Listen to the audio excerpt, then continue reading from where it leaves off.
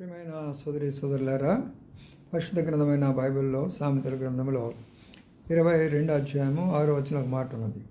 బాలుడై ఉన్నప్పుడు తన నడవలసిన త్రోవను నేర్పము, పెద్దవాడైనప్పుడు దాని నుండి తొలగిపోవడం అంటున్నాడు. ఈ రోజుల్లో చిన్నపిల్లలు యవనస్తులైపోతున్నారు. యవనస్తులైపోయి కొంత తల్లిదండ్రుల మాట వింటలేదు, మరి స్నేహితుల మాట వింటున్నారు, పెద్దల మాట వింటలేదు, వారు బోధించే టీచర్స్ మాట వింటలేదు, మరి ఎక్కడికి వెళ్ళినా కూడా వింటలేదు. దానికి కారణం ఏంటంటే మనమే వాడు నిలబడినటువంటి త్రోవను మనం నేర్పాలా.